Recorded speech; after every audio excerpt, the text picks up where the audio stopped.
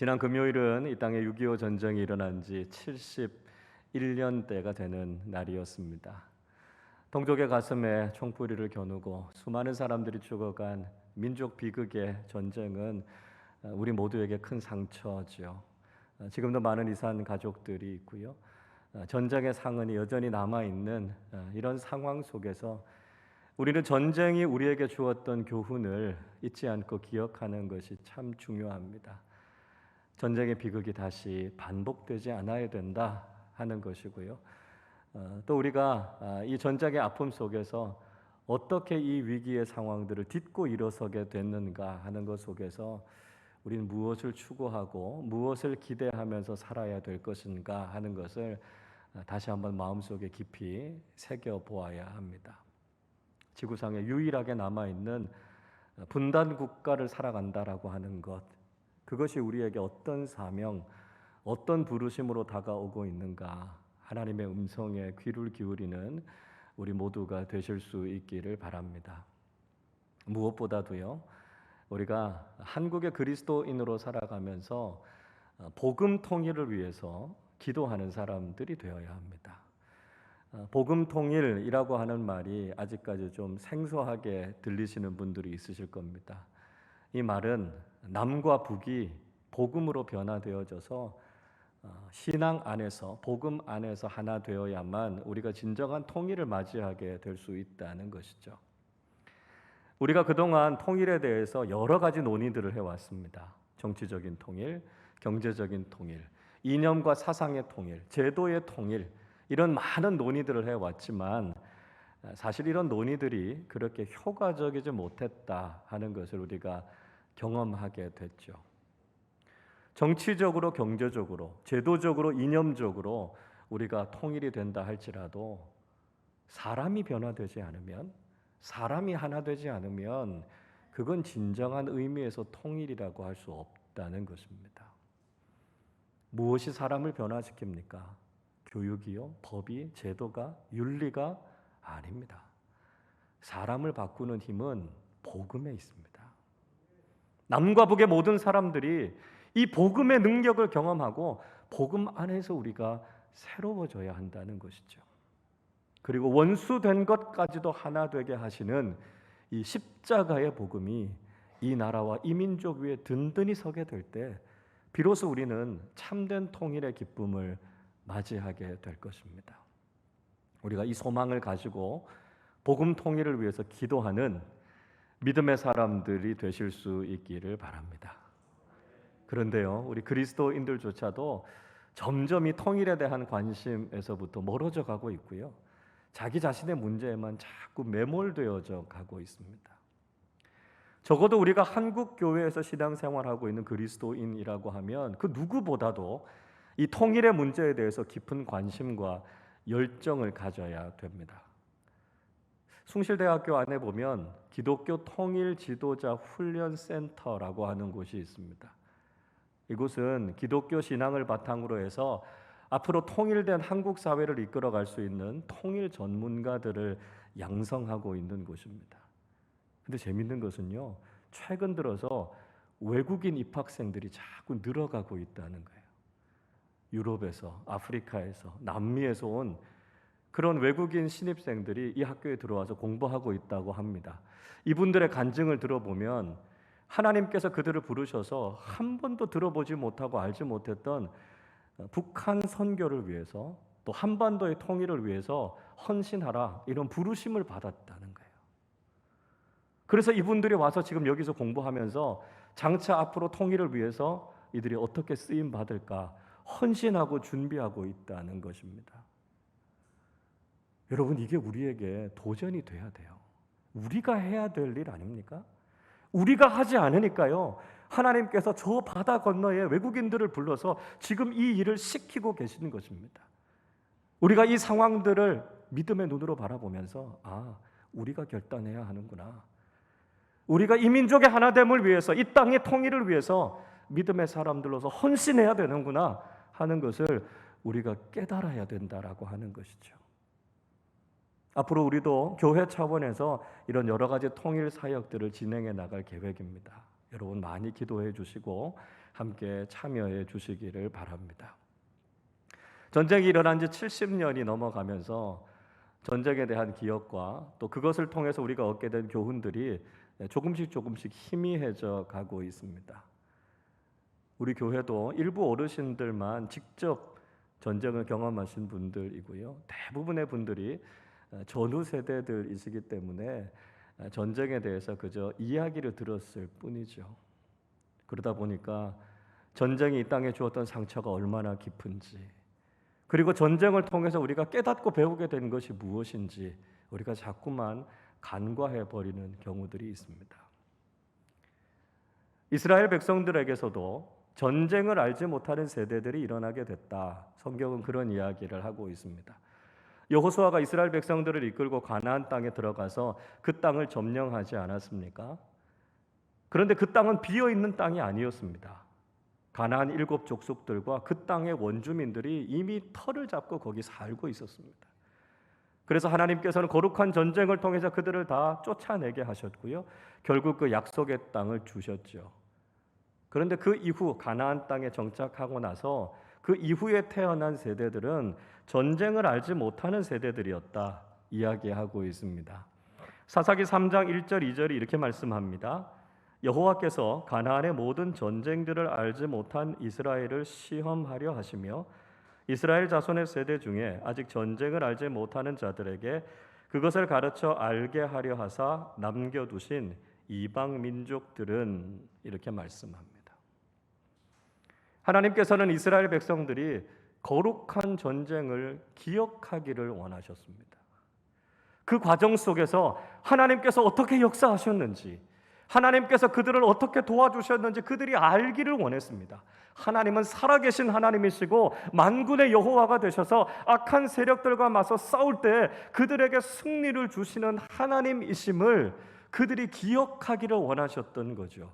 그래서 그 주변에 이방 민족들을 남겨두시고 때로는 분쟁과 갈등을 통해서 그 속에서 하나님께서 살아계신다라고 하는 것을 경험하기를 원했던 것이죠.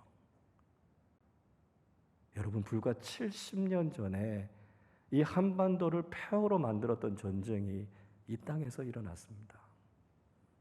3년이라는 시간 동안 남한과 북한의 군인들과 민간인을 포함해서 무려 450만 명의 인명피해가 났던 끔찍한 전쟁이 이 땅에서 있었습니다. 물론 전쟁이 다시 반복되어서는 안 되죠.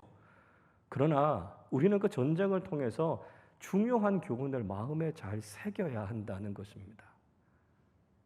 가장 중요한 것은 전쟁이 이 땅을 다시 비극으로 만들지 않도록 우리가 깨어 기도해야 된다는 것입니다. 그리고 그 과정 속에서 우리가 얻게 된 이 자유, 평화, 번영을 우리가 소중히 여기고 잘 지켜나가야 한다는 것이죠. 동시에 지금도 전쟁은 끝나지 않았다는 것입니다. 전쟁의 후유증이 그대로 남아있지 않습니까? 우리 민족의 가슴을 핥히고 간 이 전쟁의 상처가 지금도 우리를 아프고 힘들게 하고 있지 않습니까? 이산 가족들이 여전히 지금도 존재하고 있습니다. 우리나라만의 문제는 아니죠. 지금도 세계 곳곳에서 분쟁과 전쟁이 일어나고 있습니다. 이스라엘과 팔레스타인 사이의 전쟁을 통해서 가자 지구에 많은 사람들이 죽고 폭격이 가해지지 않았습니까? 지금도 전쟁 난민들이 생명을 걸고 국경을 넘어서 가고 있습니다. 그들의 삶을 다 망가뜨린 이 전쟁의 비극이 여전히 지금도 존재하고 있다는 것이죠. 이 땅의 전쟁이 그칠 수 있도록, 그래서 더 이상 그 고통 가운데 있는 사람들이 없도록 우리가 기도하고 또 움직이는 것이 필요하다는 것이죠. 또 한 가지 우리가 결코 잊지 말아야 할 교훈이 있다면 눈에 보이는 전쟁보다 눈에 보이지 않는 전쟁이 훨씬 더 치열해지고 있다는 것입니다. 그것이 바로 영적인 전쟁이죠. 사탄은 지금도 악한 세력들과 함께 교회와 그리스도인들을 공격하고 있습니다. 우리가 믿음의 길을 계속해서 걸어가지 못하도록, 믿음의 공동체를 깨뜨리기 위해서 지금도 끊임없이 우리를 공격하고 있습니다. 우리는 전쟁을 통해서 반드시 기억해야 되는 교훈, 우리가 지금 영적인 전쟁의 한복판에 서 있다는 것을 잊지 말아야 한다는 것이죠. 이 거룩한 영적인 전쟁에서 반드시 승리해야 하는 하나님의 용사로서 살아가고 있다는 사실을 우리는 잊지 않고 기억해야 한다는 것입니다. 우리는 4주째 여호사밧과 관련된 이야기를 함께 나누고 있습니다. 여호사밧 왕은 전심으로 하나님을 섬겼던 왕이라고 말씀드렸습니다. 남유다 전역을 다니면서 영적인 개혁을 실천했던 왕이었습니다. 하나님 보시기에 선한 왕이었고요. 그의 리더십을 따라서 남유다도 새로워졌습니다. 그들이 이렇게 하나님의 뜻에 순종했고 하나님 보시기에 선한 삶을 살았기 때문에 그들에게 아무 문제가 없었습니까? 아무런 위기도 없었습니까? 그렇지 않았습니다. 여호사밧과 남유다를 시기했던 이방 민족들이 그들을 쳐들어왔다고 이야기하고 있습니다. 오늘 본문 앞쪽에 있는 1절은 이렇게 말씀합니다. 그 후에 모압 자손과 암몬 자손들이 마온 사람들과 함께 와서 여호사밧을 치고자 한지라. 모압과 암몬 그리고 마온 사람들이 남유다를 공격하기 위해서 왔다 이야기하고 있습니다. 이 모압과 암몬은 남유다의 동쪽에 위치하고 있었던 민족들이었습니다. 이들은 태생부터가 좋지 않았죠. 아브라함의 조카였던 롯이 자신의 딸들과 동침해서 낳은 그 아들의 후손들이 바로 이 모압과 암몬이었습니다. 이들은 하나님의 청회에 들어오지 못했고요. 무엇보다 결정적으로 하나님의 백성들인 이스라엘을 대적해서 싸웠던 사람들이기 때문에 하나님께서 저주하신 민족이었습니다. 마온 사람들이라고 하는 말은 아랍어 마안이라고 하는 말에서부터 왔는데요. 에돔 지역, 세일산 주변에 살고 있었던 주민들을 이야기합니다. 그러니까 지금 이 연합군들은 남유다의 동쪽에 있었던 여러 나라 이방 민족들이 지금 함께 마음을 모아서 남유다를 공격하고 있었다 하는 것을 이야기하고 있는 것이죠. 여러분, 마찬가지로 오늘날에도 사탄이 악한 세력들과 연합해서 그리스도인들과 교회를 공격하고 있다는 것이죠. 마치 예수님을 죽이기 위해서 평소에는 친하지도 않았던 빌라도와 헤롯이 그 일에 함께 모의했던 것처럼 지금도 악한 세력들은 자신들의 방법과 여러 사람들을 모아서 믿음의 길을 걸어가는 사람들을 공격하고 있습니다. 그 공격이 참 무섭게 여겨지죠. 얼마나 맹렬하게 우리를 공격해 오는지 모릅니다. 자, 이 상황 속에서 우리는 어떻게 해야 될까요? 여호사밧과 남유다의 백성들은 이 상황 속에서 하나님께 기도했습니다. 5절을 보십시오. 여호사밧이 여호와의 전 새 뜰 앞에서 유다와 예루살렘의 회중 가운데 서서, 여호사밧이 여호와의 전 새 뜰 안에 서 있었고요. 유다 백성들이 그 주변에 서 있었습니다. 여호사밧과 유다 백성들이 하나님의 전에 있었던 이유가 무엇이었습니까? 하나님의 도우심을 구하며 기도하기 위해서 그들이 하나님의 전에 모였다는 것이죠. 오늘 본문 앞쪽에 있는 4절이 좀 더 분명하게 이야기해주고 있죠.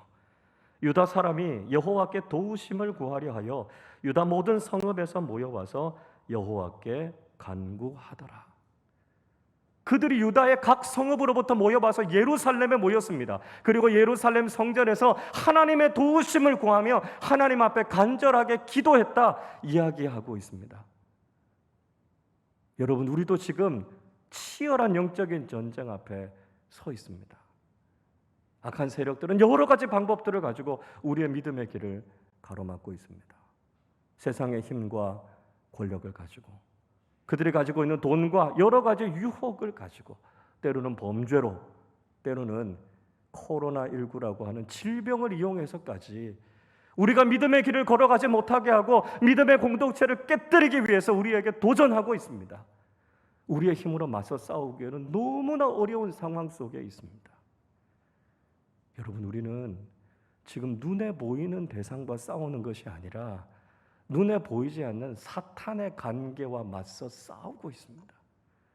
그래서 하나님께서 우리의 대장이 되어주셔서 사탄의 견고한 진을 무너뜨려야만 우리가 이 영적인 싸움에서 이길 수 있습니다. 그를 위해 우리에게 가장 필요한 것이 무엇이겠습니까? 하나님 앞에 모여 하나님의 도우심을 구하며 기도하는 것입니다. 지금도 살아계신 하나님께서 우리를 도우시고 이 영적인 싸움에서 승리할 수 있도록 하나님께서 우리의 대장 되어 주시기를 믿음으로 간구하며 주님 앞으로 나아가야 한다는 것이죠. 저는 여러분에게 특별한 기도를 부탁드립니다. 우리가 함께 교회에 모여서 하나님의 도우심을 구하며 간절하게 기도해 주시기를 부탁드립니다. 공기예배, 공기도회를 통해 우리가 영적으로 살아있고 깨어있어서 하나님 앞에 기도하며 하나님의 도우심을 구하실 수 있기를 바랍니다. 새벽을 깨우며 기도하시고요, 금요 기도회를 통해 부르짖으며 하나님을 찾으며 기도하실 수 있기를 바랍니다. 간절하게 마음을 모아 하나님 앞에 기도할 때 살아계신 하나님께서 우리와 함께 하시고 우리를 도우시는 놀라운 은혜와 역사를 경험하게 될 줄로 믿습니다. 자, 여러분, 그러면 우리가 구체적으로 어떤 내용을 가지고 기도해야 할까요? 첫째로 사람보다 강하신 하나님을 고백하면서 기도해야 한다는 것입니다. 오늘 본문 6절 말씀 우리 같이 읽어보겠습니다. 이르되 우리 조상들의 하나님 여호와여, 주는 하늘에서 하나님이 아니시니까 이방 사람들의 모든 나라를 다스리지 아니하시나이까. 주의 손에 권세와 능력이 있사오니 능히 주와 맞설 사람이 없나이다. 여호사밧의 첫 기도는 하나님의 권세와 능력을 고백하는 기도였습니다. 하나님은 하늘의 하나님이십니다. 하나님께서 온 땅을 다스리시고 이방 민족들에게도 하나님이 되시지 않으십니까? 하나님이 가장 위대하고 강하신 분이십니다. 여호사밧은 바로 그 하나님의 강하심과 위대하심을 고백하면서 기도하고 있습니다. 여러분, 우리 주변에는 강한 사람들이 참 많죠. 우리가 주눅이 들 만큼 강한 사람들을 보면 우리도 두려움을 느끼게 됩니다. 많은 돈을 가진 사람들, 힘과 능력을 가지고 있는 사람들, 지식과 경험을 가지고 있는 사람들, 우리 주변에는 그렇게 강해 보이는 사람들이 많습니다. 그 사람들 앞에 서 있는 우리 자신의 모습을 비교해 보면 그렇게 작아 보일 수가 없고요, 그렇게 보잘것없어 보일 수가 없습니다. 그러나 여러분, 우리가 기억하셔야 하는 것이 있습니다. 사람이 아무리 강하다 할지라도 하나님을 이길 수는 없다는 것이죠. 우리는 사람보다 더 강하신 하나님을 믿고 의지하며 고백해야 된다는 것입니다. 우리는요, 사람은 두려워하기는 하지만 정작 하나님을 두려워하지 않는다는 것이죠. 이것이 영적인 싸움에 있어서 결정적인 문제입니다. 우리는 사람보다 강하신 하나님, 세상보다 위대하신 하나님을 고백하며 기도하실 수 있기를 바랍니다. 바로 그때 능력의 하나님께서 우리와 함께 하시고 우리에게 놀라운 승리를 허락해 주실 줄로 믿습니다. 둘째로, 믿음으로 걸어온 역사를 기억하면서 기도해야 한다는 것이죠. 7절을 읽어보겠습니다. 우리 하나님이시여, 전에 이 땅 주민을 주의 백성 이스라엘 앞에서 쫓아내시고 그 땅을 주께서 사랑하시는 아브라함의 자손에게 영원히 주지 아니하셨나이까. 여호사밧은 과거에 하나님께서 가나안 땅을 주셨던 사건을 기억하면서 기도하고 있습니다. 하나님께서 약속의 땅 가나안을 주시겠다, 그렇게 이스라엘 백성들에게 약속하셨고요, 그 땅을 차지하도록 그 약속을 성취해 주셨습니다. 하나님께서 과거에도 아브라함의 자손들을 이렇게 인도하지 않으셨습니까? 그렇게 고백하며 기도하는 것이죠. 8절과 9절의 말씀에서는 솔로몬이 드렸던 성전 봉헌의 기도를 가지고 다시 한번 기도하고 있습니다. 솔로몬이 하나님께 성전을 봉헌해서 드리면서 그 성전에서 하나님께 기도했습니다. 하나님, 혹시 재앙이나 전쟁이 일어나더라도, 전염병이나 기근이 있을지라도 우리가 이 성전에 모여 하나님 앞에 기도하면 하나님 그 기도를 들으시고 그 위기에서부터 건져 주십시오. 여호사밧은 과거에 이스라엘 백성들을 이끌어 주셨고 그들을 도우셨던 하나님을 기억하면서 기도하고 있습니다. 과거에도 역사하셨던 하나님께서 지금도 여전히 살아서 역사하고 계심을 믿음으로 고백하며 기도하고 있는 것이죠. 여러분, 지금 여러분의 삶이 어떠십니까? 여러분의 믿음이 흔들리고 있습니까? 너무 힘겨워서 이제는 믿음으로 한 걸음도 더 내디딜 수 없다고 생각이 되십니까? 지금의 이 어려움이 결국은 나를 무너뜨릴 것이고 우리의 내일은 암울할 수밖에 없다고 자포자기하는 마음이 드십니까? 그렇다면 여러분이 걸어온 믿음의 과거를 다시 한번 돌아보시기를 바랍니다. 우리의 어제는요, 지금보다 훨씬 더 힘들었습니다.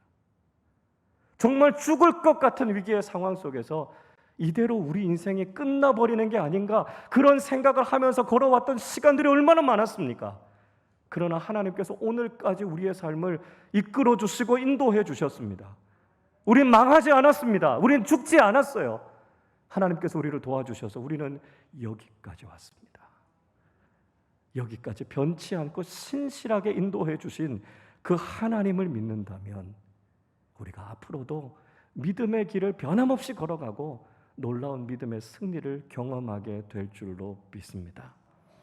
과거에도 우리의 삶을 도우셨던 그 하나님께서 지금도 살아계셔서 앞으로의 우리의 삶도 선하고 아름답게 인도해 주실 줄로 믿습니다. 셋째로, 하나님만을 전적으로 신뢰하면서 기도해야 한다는 것이죠. 12절 말씀 같이 읽어보겠습니다.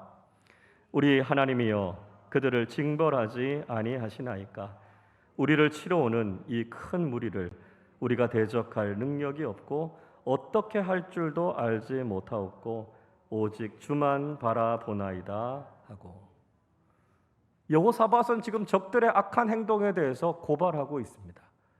과거에 이스라엘 백성들이 출애굽할 때 암몬과 모압을 공격하지 않았다는 거지요. 하나님께서 원치 않으셨기 때문입니다. 그런데 이제는 반대로 그들이 지금 하나님의 백성들을 공격하고 주의 기업에서부터 그들을 내쫓으려고 한다는 것입니다. 근데 문제는 무엇이지요? 그들이 무능력하다는 겁니다. 그들이 아무것도 할 수 없고 그들과 맞서 싸울 수 없다는 것이죠. 그들은 승리할 방법도 전략도 갖고 있지 않았습니다. 그래서 여호사밧이 어떻게 했습니까? 오직 주만 바라봅니다. 하나님, 우리는 아무것도 할 수 없습니다. 오직 우리가 할 수 있는 건 주님 바라보는 것밖에 없습니다. 주님 도와주시지 않으면 우리는 살 수 없고 주님께서 우리를 건져주시지 않으면 우리는 망할 수밖에 없습니다. 하나님만이 나의 도움이십니다 고백하고 있는 것이죠. 어떤 사람이 밤에 산길을 걸어가다가 실족해서 낭떠러지에 굴러 떨어지게 됐습니다.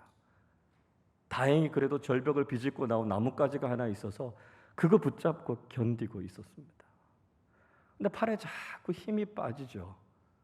그래서 이제는 더 이상 견딜 수 없겠다는 생각이 들어서 하나님께 간절히 기도했습니다. 하나님, 저 좀 살려주십시오. 저 살려주실 분은 하나님밖에 없습니다. 그러자 기적같이 하나님이 나타나셔서 하나님께서 말씀해 주셨습니다. 내가 널 살려주마. 잡고 있는 그 나뭇가지를 놔라. 하나님, 안 됩니다. 이거 놓으면 저 죽습니다. 하나님은 그거 놔야 살 수 있다고 그러고, 이 사람은 이거 놓으면 죽는다 그러고, 하나님과 한참 실갱이를 벌이다가 이 사람이 결국 이렇게 이야기합니다. 혹시 그 위에 하나님 말고 다른 분 안 계십니까? 아무 대답이 없어요. 팔의 힘은 빠져갑니다. 이제는 죽었다 하고는 그 나뭇가지를 놨습니다. 근데 생각보다 땅이 너무 가까운 거예요. 밤이라 밑이 잘 안 보였던 건데 겨우 1m 높이에서 지금 그 나뭇가지 잡고 죽는다고 소리 지르고 있었던 겁니다. 뭘 이야기하는 거죠? 하나님의 말씀에 순종하고 하나님을 믿으며 살 수 있다는 말씀을 신뢰하지 않고 밤새도록 그 고생을 한 겁니다. 여러분, 이 이야기 속에 이 사람의 이야기입니까? 혹시 우리 이야기 아닙니까? 하나님만 신뢰하고 하나님만 의지하고 하나님 말씀만 믿으면 하나님께서 구원해 주시고 살려 주신다고 말씀하는데, 하나님 아닌 다른 것을 바라보고 전적으로 하나님을 신뢰하지 못하고 있는 것이 우리 모습 아닙니까? 여러분, 왜 인생 살아가면서 우리가 하나님의 도우심을 경험하지 못할까요? 그 이유는 하나님 이외에도 우리가 다른 믿을 구석이 있다고 생각하기 때문입니다. 여러분, 믿음이 무엇입니까? 믿음이라고 하는 것은 하나님 이외에는 다른 대안이 없다는 것이 믿음입니다. 그런데 많은 사람들은 하나님 이외에도 플랜 B를 갖고 있는 경우들이 많습니다. 그래서 삶 속에서 하나님의 기적과 하나님의 도우심을 경험하지 못하는 것입니다. 여러분, 하나님만 신뢰하시기를 바랍니다. 우리를 도우실 분은 하나님 한 분밖에 없음을 믿음으로 고백하실 수 있기를 바랍니다. 바로 그때 살아계신 하나님께서 우리의 인생 가운데 나타나셔서 우리를 기적같이 도우시는 놀라운 은혜를 경험하게 될 줄로 믿습니다. 여호사밧과 남유다의 백성들은 그렇게 하나님 앞에 섰습니다. 오늘 본문 13절 말씀 우리 같이 한번 읽어보겠습니다. 유다 모든 사람들이 그들의 아내와 자녀와 어린이와 더불어 여호와 앞에 섰더라. 그들은 자신뿐만 아니라 자신의 모든 가족들, 어린 자녀들까지 다 데리고 하나님 앞에 섰습니다. 믿음의 결단을 한 것이지요. 하나님만 의지하고 살기로 다짐한 것입니다. 그렇게 하나님 앞에 설 때 어떤 일들이 일어나게 됐습니까? 오늘 본문 뒷부분 계속해서 읽어보면 하나님께서 그들의 적들을 다 물리쳐서 그들이 다 시체가 되게 하셨습니다. 얼마나 큰 승리를 거두었는지, 전리품들이 얼마나 많았는지 3일 동안이나 그 전리품을 옮겨야 될 만큼 그렇게 많았습니다. 놀라운 승리를 경험하고 그들이 하나님을 찬송하고 기쁨으로 하나님께 영광을 돌렸습니다. 본문 뒤쪽에 있는 26절, 27절은 이렇게 말씀합니다. 넷째 날에 무리가 브라가 골짜기에 모여서 거기서 여호와를 송축한지라. 그러므로 오늘날까지 그곳을 브라가 골짜기라 일컫더라. 유다와 예루살렘 모든 사람이 다시 여호사밧을 선두로 하여 즐겁게 예루살렘으로 돌아왔으니 이는 여호와께서 그들이 그 적군을 이김으로써 즐거워하게 하셨습니다. 그들이 위대한 승리를 거두었던 장소를 브라가 골짜기, 찬송의 골짜기라고 불렀습니다. 하나님의 도우심을 경험하고 놀라운 승리를 경험한 그 교훈을 잊지 않고 그들은 그곳에서 하나님을 찬송하며 주님 주시는 기쁨을 누렸던 것이죠. 여러분, 우리도 이 땅을 살아가는 동안 우리는 끊임없이 영적인 싸움을 감당해 나가야 합니다. 우리의 힘만으로는 사탄의 공격과 악한 세력들의 공격을 이겨낼 수 없습니다. 우리에게 필요한 것은 오직 하나님만 바라보는 것이죠. 지금도 하나님은 살아계시고 당신의 백성들을 지키시고 구원하실 분이 하나님 한 분밖에 없음을 믿음으로 고백하는 것입니다. 하나님 아는 다른 대안이 없음을 고백하고 하나님만 신뢰하고 하나님만 바라볼 때 하나님께서 오늘 우리의 삶의 자리를 브라가 골짜기, 찬송의 골짜기로 바꾸어 주실 줄로 믿습니다. 놀라운 믿음의 승리를 경험하게 하실 것이고요, 하나님의 살아계심을 경험하게 하실 줄로 믿습니다. 오늘도 우리 앞에 놓여있는 영적인 싸움 가운데 오직 주님만 바라보는 참된 믿음, 참된 신뢰를 가지고 하나님께서 주시는 영적인 승리를 경험하며 하나님을 찬송하는 믿음의 사람들이 다 되시기를 주님의 이름으로 축원합니다.